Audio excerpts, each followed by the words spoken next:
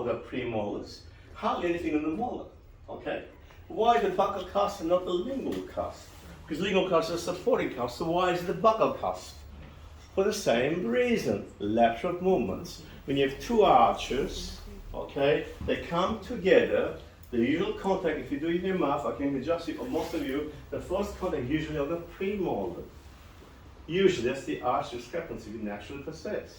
So the loading is on the buccal cusp of the maxillary premolars, and more loading for the lingual cusp of the lower molars. Clear? Understand? Good. If anybody wants to stop me, please do. Now, historically, okay, cracks were always associated with restored teeth because everybody had fillings. Everybody had fillings. But now we're getting a new trend. Is AC on? Yes. Is it on? Yeah, that's on. It's just a hot day. Okay, can you put the back on, please? Okay. So you can see here, there's diagnosis of cracked tooth. There's usually deep isolated pocket, slight swelling here, and patient's bruxing, clenching. Naturally, there's a vertical root fracture for this patient. And this is everyday practice that I see and refer patients naturally. And you can see that in the last decade, this is an increasing trend. So, what do we do? Look at the lateral guidance. Here's another case with a swelling on the buccal side. Here's your premolar. As he's wearing a canine guidance, he's clenching. He's about 64. Okay? He's got his natural teeth. They're all beautiful teeth. Good perio. Everything's normal. He's losing the canine guidance. The premolar is loading. There's no fracture. So I'm sure on Monday when you go back, you start thinking about occlusion. The occlusion isn't about canine guidance, lateral guidance, ICP, RCP slide to ICP. By the way, occlusion and TMD have nothing to do to each other. Make it clear. Occlusion and temporal joint dysfunction are two different things. Because we dentists think that's our joint. It belongs to us. So we're going to try to do all sorts of things with occlusion to make the TMD. Different situation. So we'll talk about that. If you do the course, you realize what I'm talking about. But we need occlusion to help the patient TMD. That's the two. It's an association, but not causal factors. They're two different things. Would you agree, Kim? Now, you can see there's a fracture, and always look for a cause. Don't say in your mind, oh, you got a tooth fracture. I want to know, why did this tooth fracture? Don't just jump in there and do your crowns. Understand why this is happening. Yeah, unless you start asking the why question, you are not going to gain a critical knowledge. That's what this college is about, trying to give you critical knowledge, how to think.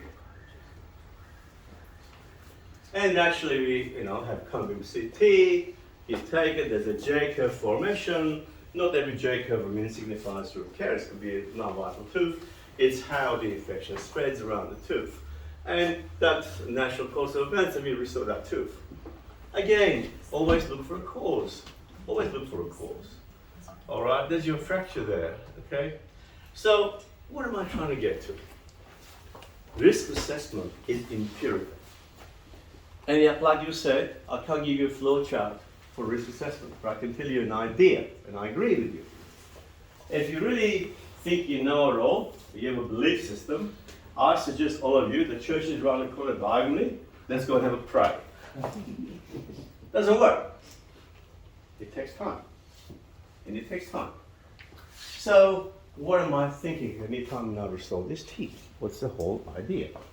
Well, I'd like to look at reason for crown fracture, patient's expectations, patient compliance, mental hygiene, everything else. Look at the crown to the root ratio, that will also be perio, not just crown root, I want to see perio. I want to see overall condition, I want to see where am I.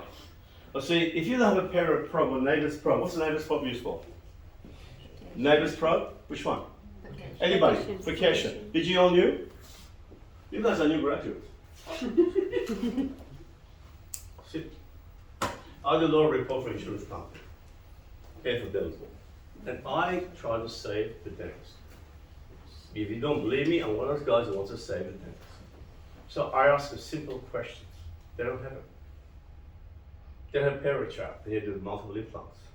They do all of focus here, Cambodia here, there, everywhere. Gurus and archive team cut down. Let me tell you one thing about implants. I can train a monkey how to put an implant in a bone, and zoo is around the corner. No question. I spend more time trying to fix implants. The thing is, it doesn't work. Implants are either 100% right or 100% wrong. There's no halfway. I'm just trying to make sense. Please understand. Don't be so quick to go into implant surgery. Learn to save the tooth, the way we did teach in college, give the minimal dentistry, and earn immense amount of income in your practices. You have no idea what's available. You just don't know. The corporates will build you to think that way, and I'm going to change your whole paradigm. And we look at what we call core, pharaoh, embryonic status, bone support. It's interesting. In prosthodontics, we do all the right things. We send the patient here, giving right. By the time it's all finished, then she's got no money to support that, to do the prosthetics. It's really fun. But that's not the question. And we look at aesthetics, smile line, biotype, occlusion, static, dynamic. By the way, there's no such thing as static occlusion. I'll put it down so it reminds me. Occlusion's always dynamic. Okay, static occlusion is an oxymoron, doesn't work. Okay, to understand what occlusion is, okay, let me tell you. How would you define, anyone, how would you define occlusion? What's occlusion? Anyone? Isidoro, what's occlusion? It's the context during normal function. Normal function. What's occlusion? Not going to talk? Okay. Occlusion is transference of information from tooth to tooth, intra and inter-arch information. It is to do with neuroplasticity, how we perceive the special arrangement where the teeth come together and how jaw functions. Different concept. You're going to think about not being mechanical, how to be biomechanical. Biology is an integral part of the course that helps you to drive the restorative process. Two different things. And we go over hygiene and perio, the caries incidents, right?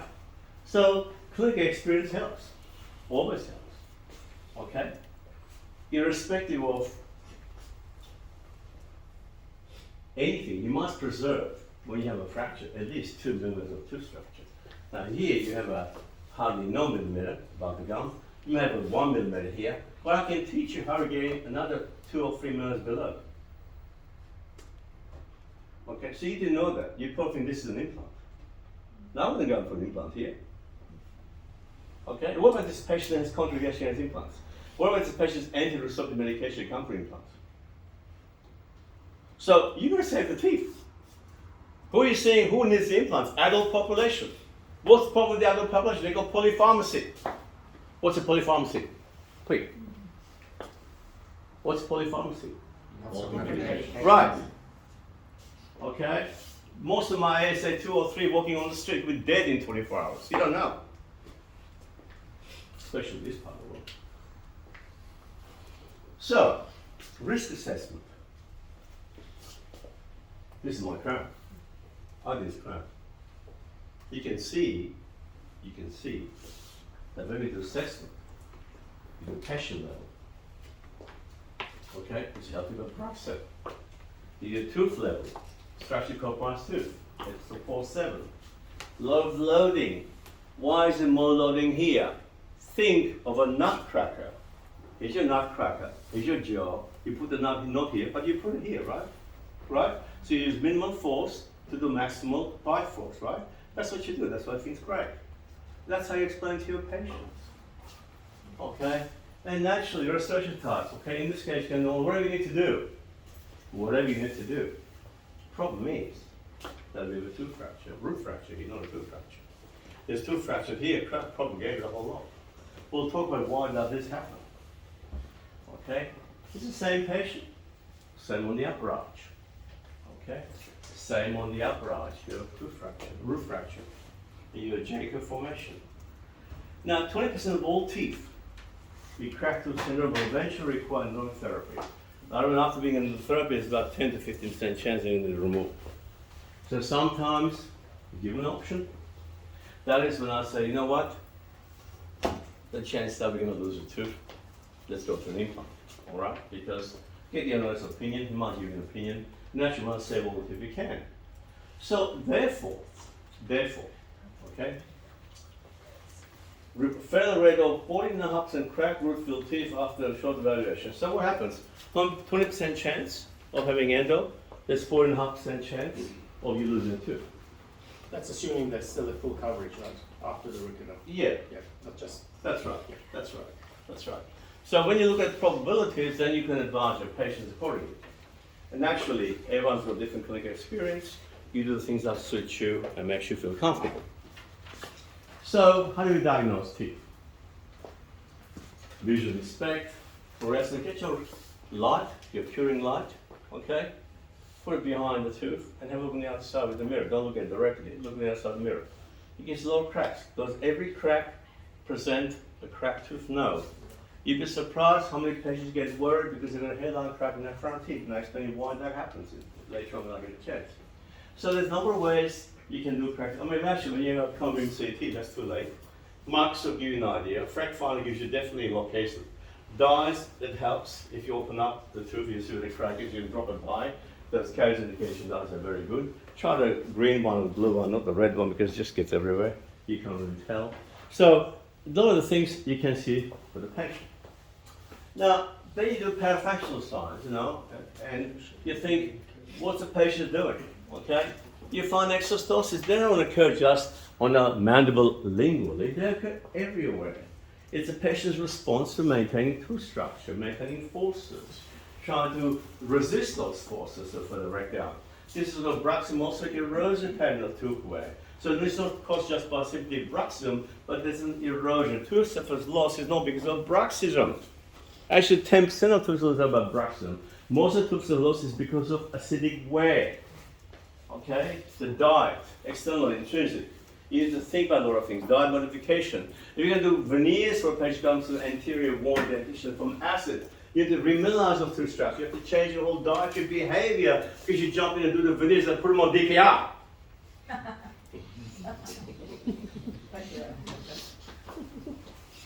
You see, I'm trying to make you guys think how I think.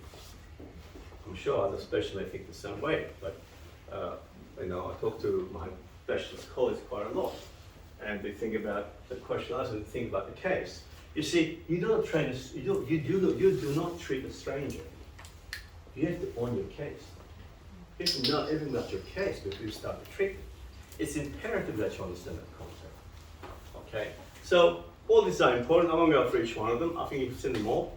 But bone, muscles, bone, joints, teeth, gums, muscles, bone, joints. Before you do anything else, that's one. You know, if it's mobility, if it's period, it's mobile. What's happening? Why is it moving? You know, why do you have cuff fracture? So I will usually take all these photos. They go to my mission control here, and we sit down with the patient. All the images are there, and I talk to them. And I tell exactly what they require. What they require. It's important they understand. So coming back to the tooth you just saw. Okay. Now you can see the crowns inserted. I think they're pretty good margins. Okay? They're metasemic crowns. You can't get this sort of margin with bullshit zirconia. Sorry, my expression. Okay? I'm sorry, you're just not going to get it. You can't get this as zirconia. It ain't going to happen. Because these margins, I gild them on the model, on a copper plated model. I gild them. They're going to get a best seal. It's still fractured. But I got a good seal. There's other factors involved here. Could have been fractured once before. I couldn't see. We don't have the real way to diagnose how far these cracks go. We just don't know yet. We just don't know. Okay? So remember one thing. Okay, there's hoop stresses. So when you have an object, when you press here, the stress goes to the side. This is a hollow object like tooth is. Hoop stresses are here. It expands. Okay? So you put a crown to prevent the cusp. When you have a root therapy tooth, or tooth that's structure compromised, the cusps are deflected. The re-etabled studies where they took the cutter and the donic access hole for the root therapy just occlusally, provided the margin ridges were intact, the teeth had the same strength. When they cut one mesial box, the tooth lost, I think, 20%.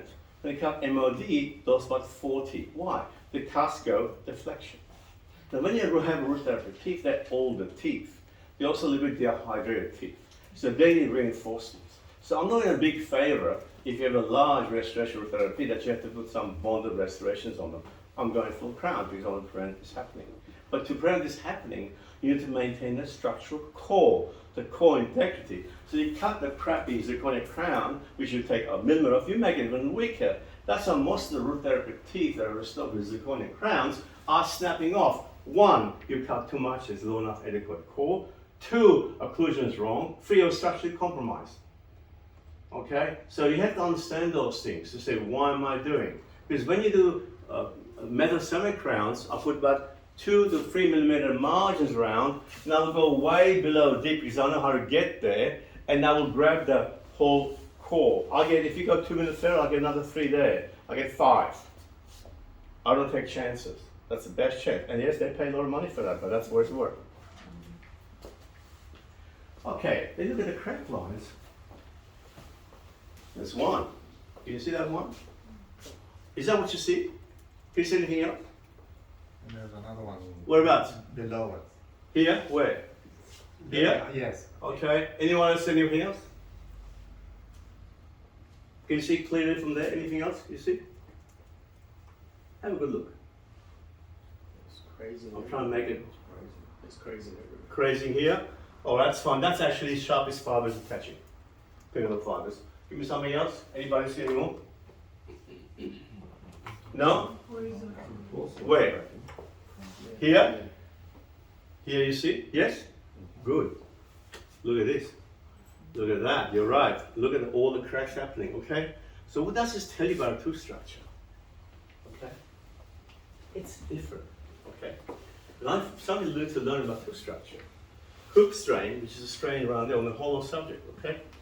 And when you think about this, look at a lot of fractures. What went wrong? I mean, they did fillings. That's naturally they put amalgam here. Okay, so while amalgam drove that tooth down, okay, well, there's most of its occlusion here, okay? Most of its occlusion, fractures occlusion. And you see there's a lot of perio issues there, okay? A lot of infective issues there. Look at the roots are fracturing. They're actually fracturing from not from the outside in, they're fracturing actually from inside out. Okay? So understand why. That's why when you're in infection, you see the frication area being filled up because it fractures the inside, okay, of the mesial and distal root. More mesial than distal.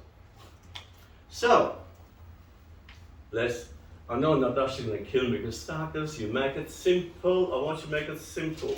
But I can't make it that simple, for God's sake. I need to give you something to think about because you have to understand biomechanics, how things work. When I was dentistry, we did metallurgy, we did material science, we did equilibrium phase diagrams. We understand how the whole thing works. It's a science that you've never been taught, unfortunately. You missed out. Guys, you missed out big. That's what college is about. You missed out big time. So, tooth is anisotropic. Have you ever picked up a kitchen Laminex and try to break it? You never get it in a clear straight line, right? It goes so everywhere. Have you noticed that? Like, you don't have a pop stick, you just break it goes everywhere. That's how the tooth is. When you think about it, like, here's the tubules, see the tubules there, okay? And the collagen fibers go inside the tubules, as we probably know. And when you put a force on anything, because tubules run different directions. They usually run straight down to the top. They don't go that way. They go every direction before you get to the top. So when you press, there's a crack that's going here, but there's another crack that's going there. That's just in small, what's the dimension here? 10 microns, looking at 1 micron here. You understand what I'm saying? So that's just one spot in a whole space of the tooth. Are we all clear? So when you press, this thing happens everywhere, not just in one that spot. So when you think very carefully, here's a single tubule that's taken out. When you press, the hook stress goes that way. There's axial stress, okay, because it's coming from this angle. There's actually the force is from this angle, but that's axial stress, okay. And there's this change in situation. So you have all these multi-stress that are occurring that's giving you that tooth fracture concept. So think about every time you start to do crown, trying to say, I'm going to save your tooth, how to do crown. That's why I'm not a big fan of doing, I'd rather bond the crown if I have to, but I need to reduce the tooth destruction. I need to really grab the neck of the tooth to prevent that hoop stresses transmitting outside and lateral forces. But the problem is, we all think the forces are vertical. We all think that it's vertical, right? You think when you put a pressure is a tooth, that's vertically acting. Look at different angles of the tubules, causing all sorts of problems. But it's not that simple, you see. The problem is that when you think of this area, here's your fracture lines. We already talked about fracture lines. The number of forces acting on teeth is not just vertical, okay? There's 6 types of forces on teeth that are occurring at one time, at any time when you're functioning, okay? There's the tension, there's compression, there's bending, there's torsion, there's shear, there's buckling. And the chances are, finally a fracture buckles indirectly, okay? So we have to understand those forces, okay? You have to be able to balance those forces. On top of that, one thing we have to understand, you are putting a dissimilar material in a natural enamel. Now, enamel is very important for your neuroplasticity. It allows you to transmit information to your muscles, to your midbrain, allows it to function. If you change the surface, you change the transmission. Okay? Implants and teeth are not related. Implants are extension of the bone. Teeth gave you 10 billion years of evolution. It just has nothing to do with it. They're 2 different things. Just take that concept to your mind. They're 2 different things. Okay? Now, and you can see that compression, okay, bending, combination with tension and compression causing materials to curve. Torsion is the worst force. It kills everything in town. Okay, because everything's together, that's what's happening. Torsion, grinders, they get the tooth, mullet, like that. You can see it, they can do it. So the tooth can't take it. But that's not, don't provoke anything to grinders. Okay? They can destroy everything. Those rusting patients are over-engineered. I'll tell you why. I'm over-engineering your case. Over-engineering, that's what I do. So, posterior teeth. Medial frisson and all excursion movements through just a lot. So, does occlusal splint help? For God's sake. No one's compliant. No one's compliant. No one's compliant. I don't rely on occlusal splint. So, over-engineer a case. So you create the guidance. If there's a wear, take it off the articulator, take the canines out, balance it, and then you know that if you lose your canine guidance, wears out, it'll drop it to group function. All the things are very important. So understand occlusion. So comes to typical story that you see every day in your practice. Fractured teeth. Why did that fracture? Why do you think the fracture happened towards pelvic root? Anybody? Very common, by the way. Why? No? Anyone? Why happens usually from pelvic root fracture? No? The post preparation. Well, it's actually this. It is. Yeah. Okay, so the most important thing you need, look at the fracture here. Look at that fracture, okay? I mean, you need to maintain the palatal aspect of your teeth to prevent that fracture happening, okay? Rachel, this is MCC. Patient is grinding it away. If the dentist had tried to adjust this continually every 6 months, they would reach the chance of root fracture. Okay? So we need to know the extended location. But can you always tell? We don't know. We don't know. So explain the patient, okay? Give the point. So I'd like to see the concept, the idea, types of force. And you can see here, this is all my images, by the way. I love taking photos. I have photos. To me, I have my own case. So mutual distal fracture is very common on the lower models. You can see 96% of cracked teeth correspond by test. This is very accurate. 81% cracked teeth were observed during the mutual distal direction. Okay? So look for clues. Look for clues. Maxillary molars more frequently than lower molars. Okay, which is just doesn't make sense, but it's true. Okay, similar men and women. Okay, women tend to clench, men tend to brace. Okay, usually 40 years plus is the case. Now, class 1 restorations and a lot of fractures, class 1 restorations. Okay, no restoration, 60%. This was back in 2006, so the trend is going up. So here's a patient. Okay, here's a patient. Just quickly deal with it. So I'm getting a bite. So I can increase the volume quickly.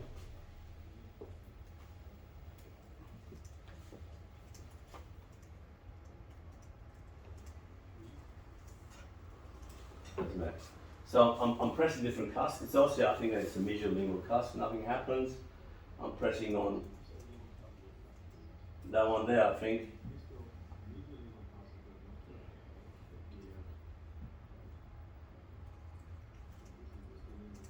That's where the pain is, I think. So you're going to just bite and go over the... It's worse when it opens, right? Not when it closes, it's worse when it opens. What happens when it opens? It comes affected, it comes back. Hydrodynamic theory of the pain mechanism, okay? So, we understand where we're going here. Let's go next. I think we do the same thing. So, this is the position statement in the Economic Journal.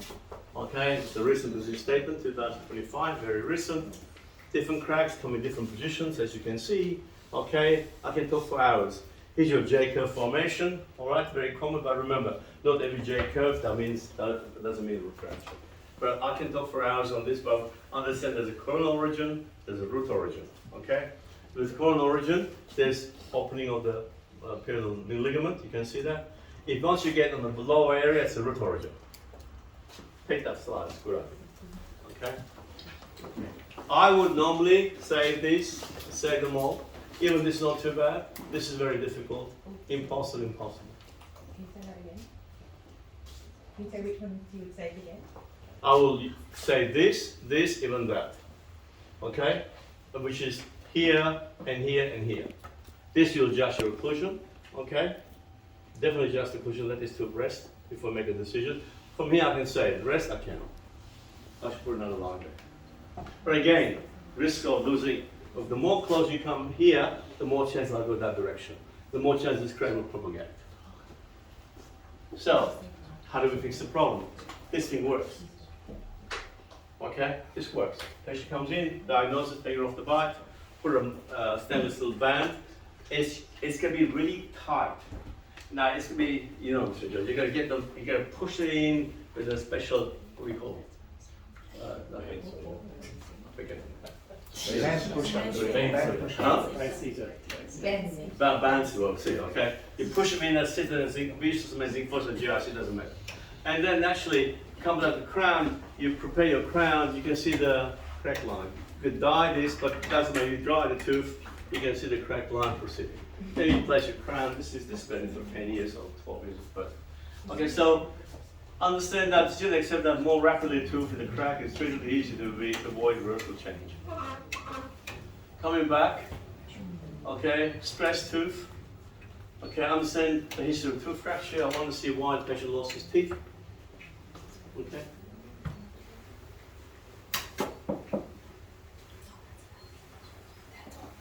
I'm coming here. Now what we do, just give me 1 second, I want to check something here. I'm so sorry about this.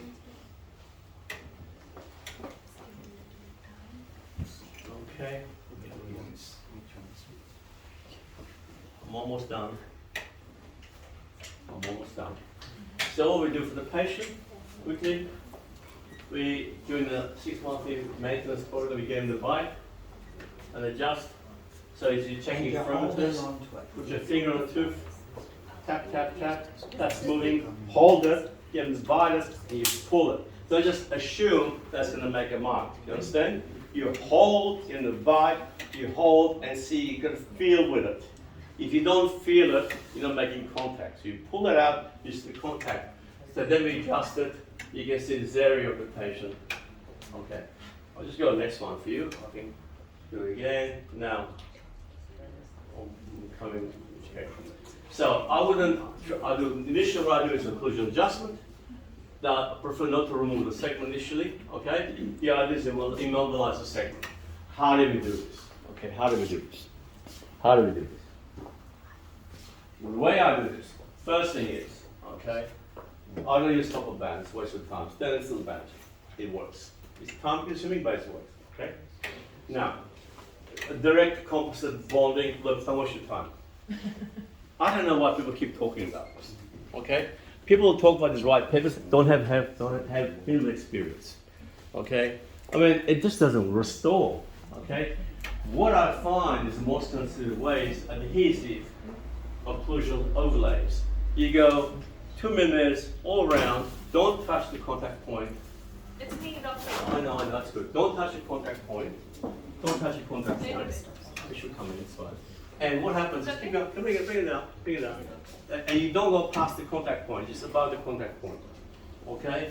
Now, and you need to bond it, not with zinc phosphate, you have to bond it with a dual pure cement. Now, you need to ask me a question. How do you bond the gold? How do you bond the gold? More. Bring it down. How do you bond the gold? Huh? You tin plate. You don't understand what tin plating is? Yes or no? No. You have to learn with me. I'll answer the question. You're going to answer it for me. Don't just sit there and look at me. You have to answer the question. Okay? You tin plater. How would you tin plate in your practice? Here's again. Use a Z prime. You all have a Z prime? How do you bond? How do you use the zirconia crown? Or metal primer? How do you use Panavia? There's a green bottle there. That's a metal primer. Thank you. All right? Good. So, and naturally, I mean, to me, this. You can see I'm going to this location area, how deep my gold goes up. Because there's no way you can mill in zirconia the frication area. That makes sense? You cannot mill it. You're not going to get to that level of accuracy. Okay? They say, well, you know what? I'll take it up for an implant. Sure. This patient has contraindication for an implant. You're going to save the tooth. Also, the fact that we can hang on to the tooth for another 10 years before an implant comes in. People live longer. You need to decide what you're doing. Okay, people say, well, you know, they can't afford it, they can't do this, they can't do it. I understand that, but everyone goes to holiday, everyone does this. I don't believe in that. Dentistry is affordable, as far as I'm concerned. So, here's a patient came in and we did the old, initially we started doing zirconia. I don't do zirconia a long time ago. But you can see that all looks nice and neat, whatever it is. And, you know, the patient's happy. And then we come back 4 years after, and, you know, there's a fremitus. There's a fremitus. Okay? And this is something very important. Okay? You can see there's the patient's body. There's anterior contact formation. But you can look for this. If you don't, teeth start migrating. Eventually you'll cause a fracture. Either migrate or you caudal fracture. And a tooth will fracture. Then you put another crown in the same traumatic bite. Then you lose a tooth. Then you say, oh, you don't need implant. Oh, come on. Doesn't work that way. So you adjust. Here's a straight handpiece. You go back in and adjust it. And adjust it. Eventually, you improve your contacts. I usually like to sit from canine back, no contact here, hardly any contact there. Okay? And that gives your patient a long centric. You've heard of them, I used to long centric. You probably never heard of long centric, right? But you don't know occlusion. You don't know anything about occlusion. I'm sorry, but it's true. Okay, it's time to come to church and say, pray, we don't know. Because we don't know. It's simple. And yet, I'll see on DPR, everyone's doing major reconstructive work. Okay? Let's go the treatment sequence. Patient comes in, you naturally saw them, and you stabilize the patient. We go through this in the college, very detailed, very detailed. We reinforce good habits, increase water take. I see the whole life change. Okay, decide what you're going to do. Maintenance protocol. In the college, you are taught you don't start any treatment until they sign on to maintenance protocol.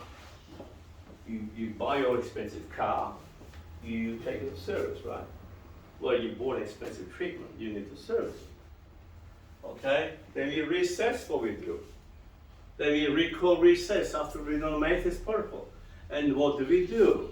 Okay? You know, same thing. I'm just going to play this video so you're all aware of it. See, you get in the bite and you hold them. You go next one. Okay? Same thing. Same thing. And you can see different areas. Okay, we adjust them. Okay, these are Emax, so you still adjust them. Okay? Alright, I don't touch it, cannot try to maintain nice even profile. This is what you have to do.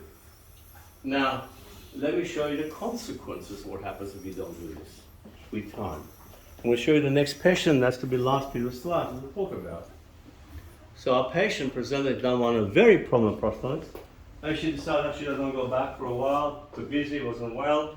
But look at this, there's a metasemic crown, excellent dentistry now, I tell you. This is a classic dentistry, and I love, he's my mentor. I respect immensely, Terry Bolton.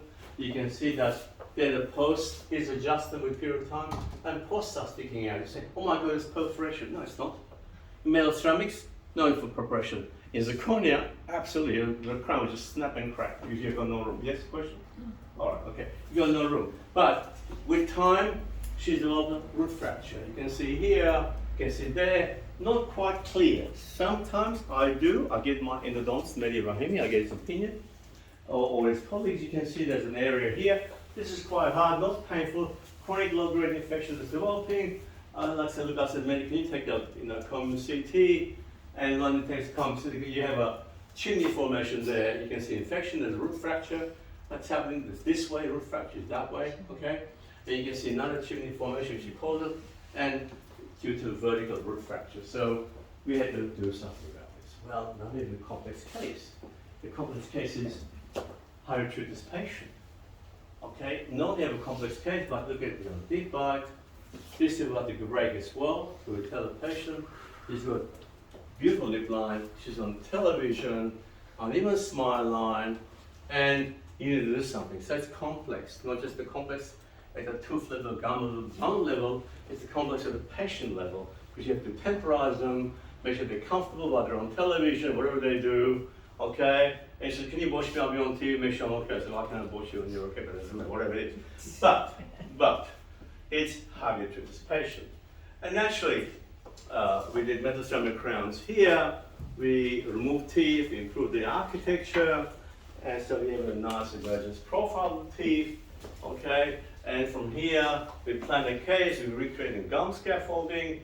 This is very important. You can see how I've managed to create those little gum scaffolding, how to copy the impression, how to do all those things. We'll teach you all that, okay? These peaks are important, okay? Every man needs to create these peak videos, although we don't promise the patient, but we try to create this so in the case, worst case scenario, we always can fall back on pink porcelain, which we can get very close.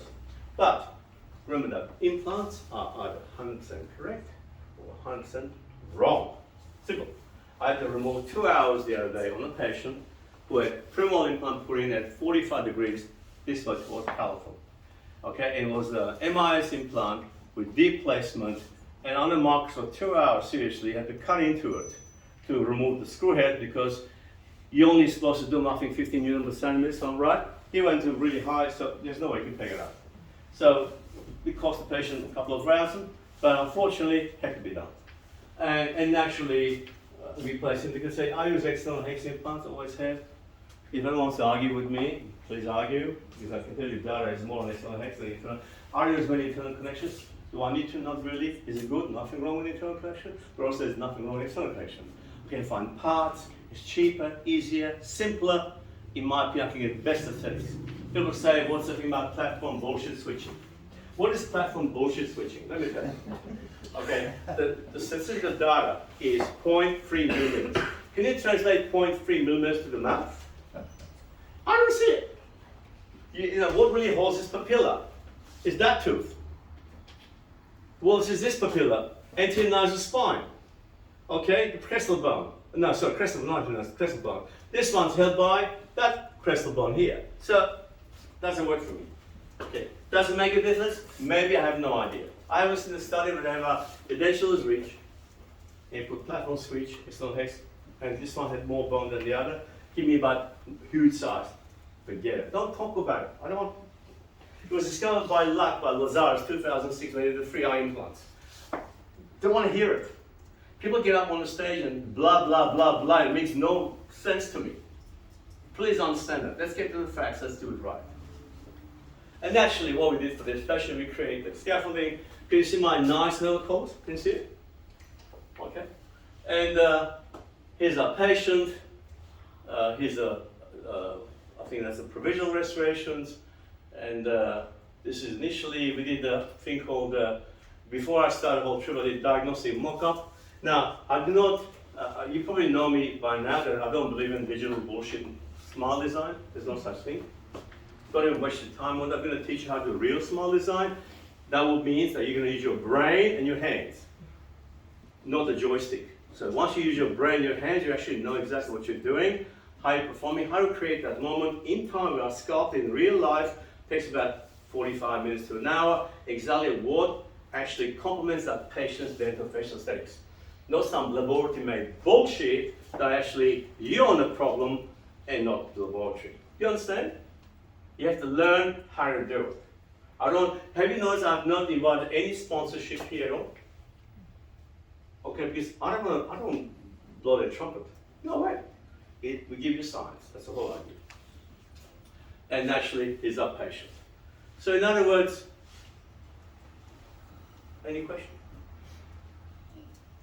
Any questions so far? No question? Must have questions. No? Yes, please. So is it zirconia for the final implants of the breakthrough to stem? Is that Oh, that's yeah, zirconia? yeah. So when you report in 6 months and you do gravitas and adjusting, Mm-hmm. do you remove the whole process? No. I prefer not to. Yeah. And I then- think it's a sealed system. And you have to leave it very highly polished, so. Oh yes, well, zirconia has to be highly polished. This is zirconia, 2 to 2. That's metal ceramic, that's metal ceramic. See how we match it? I can put a veneer metal ceramic and match it. We'll teach you how to do that. You see, what we want to make you understand is you are the doctor. No one tells you what to do. You technician can't tell you what to do. I tell the technician what I want. He can advise me. You get the point? If you could deal with digital stuff, I like digital planning. Not wrong. I'm a big user of digital. I'll tell you how to make digital ventures. I'll tell you how, I can cut right because I was telling Izzy how to make my ventures. I have no idea what I do. I use the technology to its fullest. Well, not smile design. That is a different concept. If you can't do diagnostic mock-up, you can't do direct compasses, you're nothing. I'm sorry. That is your number one thing. It's like your oxygen as a dentist. You have to master the concept. You can't rely on a technician to do it for you. How does he know who he's working with on a model with the face? Come on, who's your reference? The face of the model. Can I Question. just add something in our Yes, profession that comes to all this 3D AI generated Yeah. information? Because we have this issue with orthodontic surgery, where you've got engineers that are running the modules, Mhm. and you're getting people who are plastic surgeons who are doing the work, who don't have the same grounding.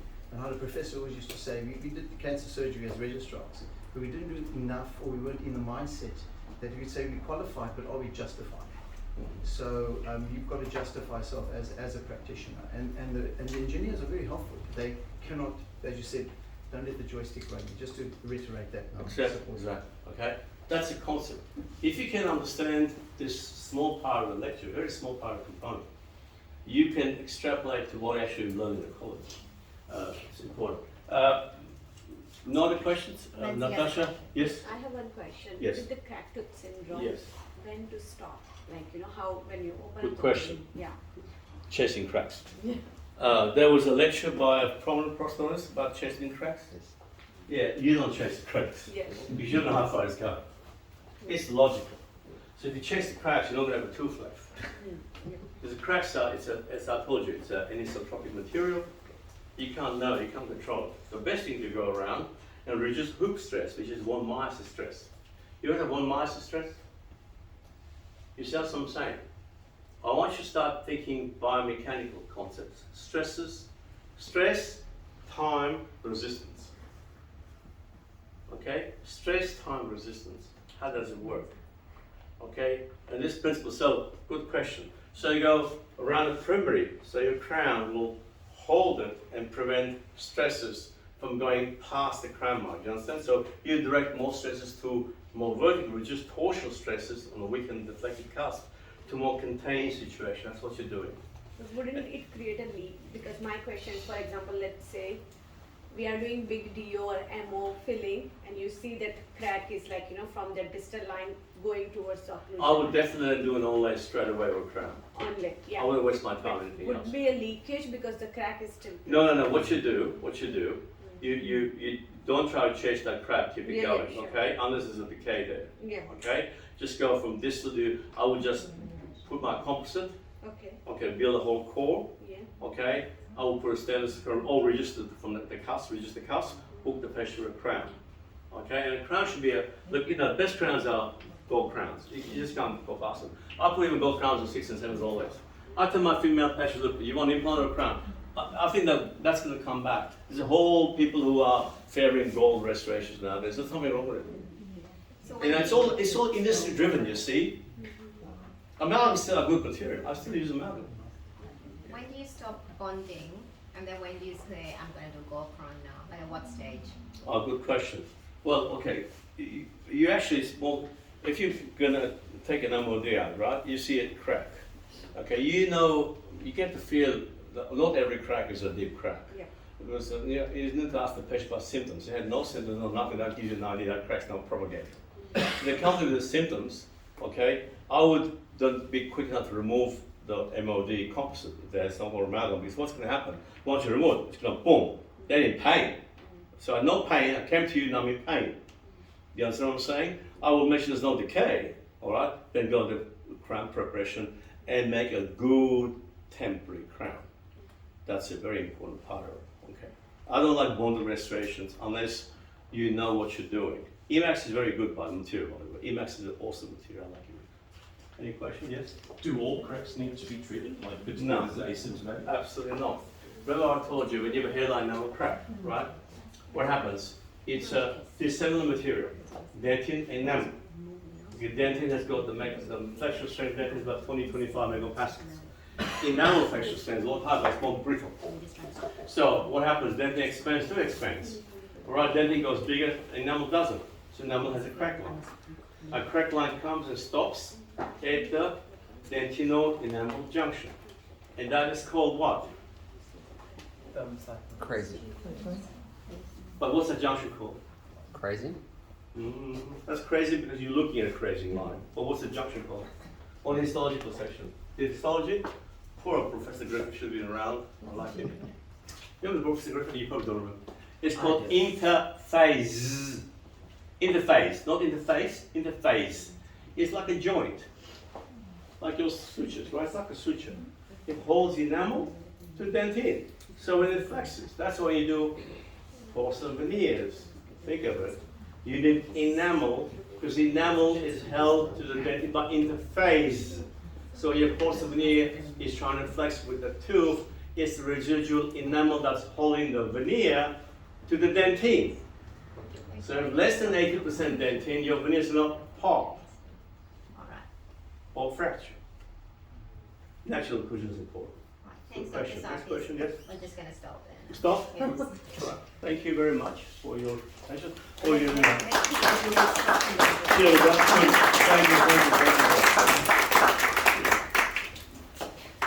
week. Can I introduce my member?